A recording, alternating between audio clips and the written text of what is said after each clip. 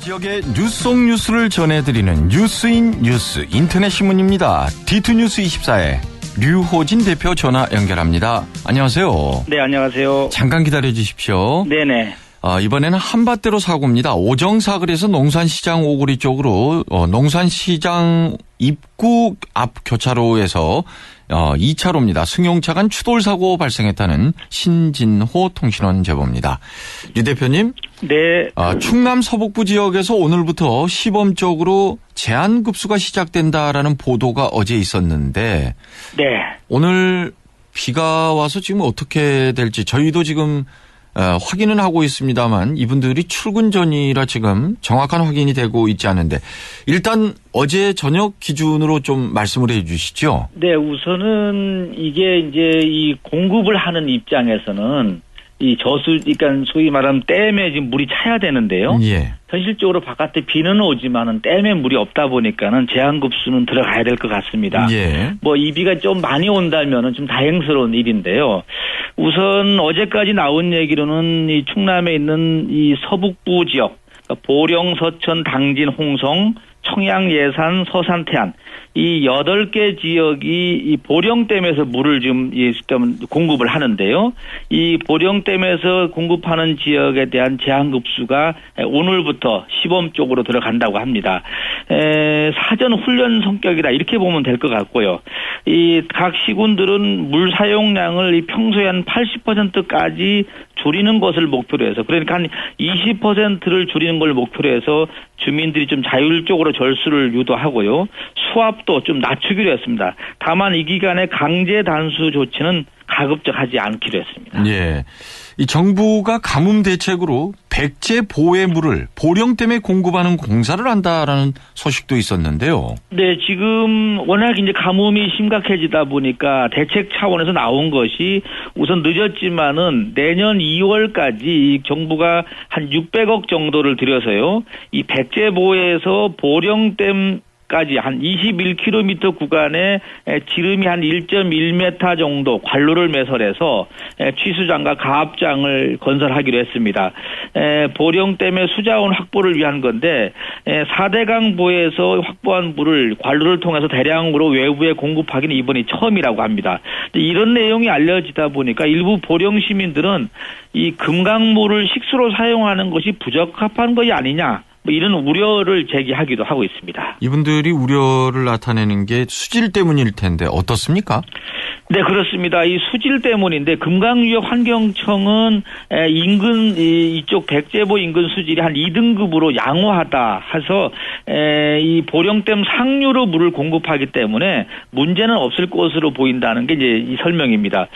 백제보 인근의 그 하천의 생물학적 산소 요구량 보통 수질을 이야기할 때 이 생물학적 산소 요구량을 많이 따지는데요. 이 생물학적 산소 요구량이 2급수 수준은 리터당 3mg 이하를 지금 유지를 하고 있다고 합니다. 또 하나는 하천의 수질 상태를 나타내는 또 하나의 기준이 이제 총인인데요.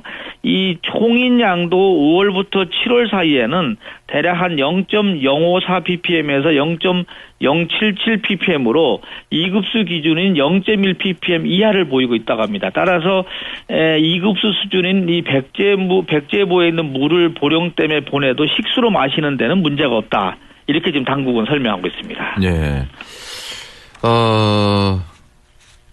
오늘부터 시내버스를 활용한 불법 주정차 단속이 또 강화되지요?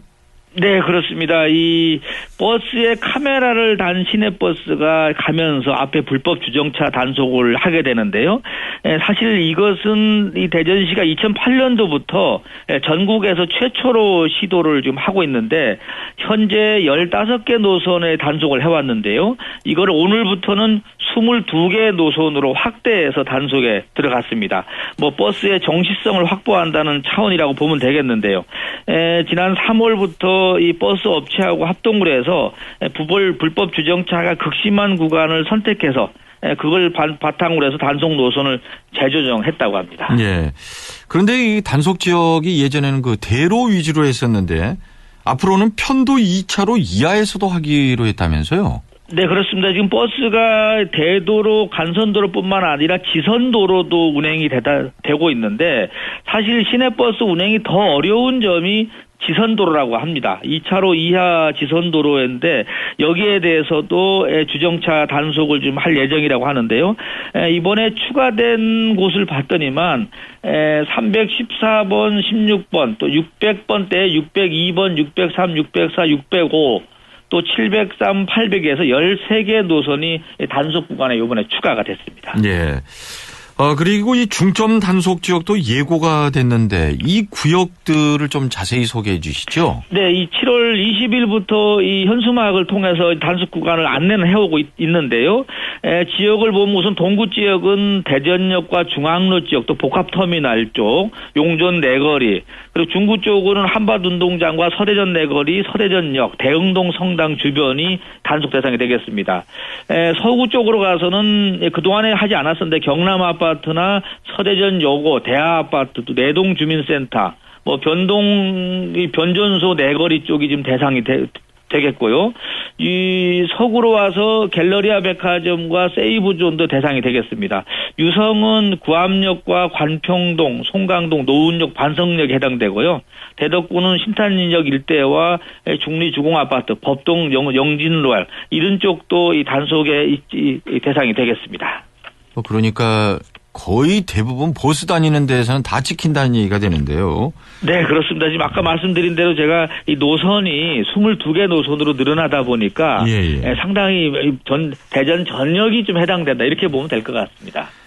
112에 장난 전화를 걸던 60대에게 징역형이 선고됐네요. 그렇습니다. 상습적으로 허위 신고를 한 혐의로 60대 남성이 재판에 넘겨졌는데 징역형을 선고받았습니다. 대전지법 형사 제3단독 이 홍기찬 판사는 위계 공무 집행방해 혐의로 기소된 전모 씨에 대해서 징역 6월에 집행유예 2년을 선고했는데요. 전 씨 같은 경우는 지난해 1월부터 올 2월까지 근 1년 1개월 동안 2,400회에 걸쳐서 112 범죄 지령 신고실에다가 허위 전화를 한 혐의로 지금 기소가 됐습니다. 2,400회? 네네.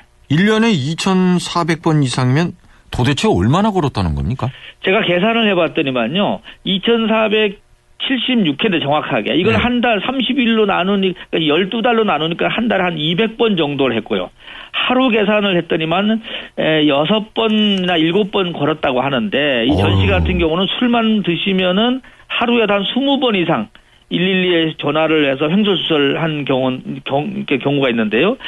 허위 전화로 경찰관 출동이 7번이나 있었다고 합니다. 실형이 선고될 만하네요. 예. 이건 장난전화를 넘어선 것 같습니다. 예. 오늘 소식 잘 들었습니다. 네, 감사합니다. D2뉴스 24의 류호진 대표였습니다. 네, 플러스 뉴스 시간입니다. 오늘 충남 서해안 지역 좀 조심해야 되겠네요. 특히 저지대 주민들. 오늘 오후 5시 반쯤에요. 서해안 바다가 한 3m 이상의 높은 물결이 지금 예상이 되고 있습니다. 이런 이유는 최근에 이 슈퍼문이 뜨면서 이 만조 수위가 높아졌고 진데다가 저기압이 지나가서 해수면이 좀 더 상승할 것으로 예상이 되다 보니까 특보가 발효가 됐다고 합니다. 112 장난전화 건 60대 징역형 선고됐다는 얘기 앞서 제가 말씀드렸죠. 네, 대단합니다. 이분 어떻게 1년 사이에 2,400번을 전화를 하는지 참 대단합니다. 네. 오늘부터 대전 서구에 지정된 금연거리에서 단속이 시작됩니다. 이 금연거리 지정된 곳을 보니까 대전시 교육청 내거리에서 코로바 내거리까지 한 600m 정도 하고 한마루 내거리에서 목련 내거리까지 보행 구간 한 400m 구간인데요. 이곳에서 담배를 피우다 적발되면은 과태료 3만 원이 부과가 된다고 합니다. 대전시 산하 4개 공기업 모두가 지금 임금 피크제에 합의를 했네요. 네. 상당히 빨리 진행됩니다. 네. 시설관리공단 걸 보면은 지금 정년이 60세인데요. 이번에 합의하면서 정년 퇴직 3년 전, 그러니까 만 58세부터 임금 피크제가 적용이 돼서 58세에 임금의 8%를 감하고요. 만 59세에 12%, 그리고 만 60세에는 25% 임금을 감할 예정이라고 합니다. 이렇게 마련된 재원으로 내년부터 5년 동안 신규 채용 15명, 그래서 모두 44명을 채용할 예정이라고 합니다. 도시공사도 어제 합의를 했는데요. 도시공사는 정년퇴직 3년 전부터, 여기도 만 58세입니다. 첫 해에 8% 감하고 2년 차인 이 59세 때 12%, 3년 차 때 25%. 도시공 이쪽에 시설관리공단하고 거의 같은 애요. 네. 같이 처리를 해서 이렇게 하면은 140명 정도를 고용할 수 있다고 합니다. 5년 동안에. 마케팅 공사는 조금 다른데요. 56세부터 적용을 했습니다.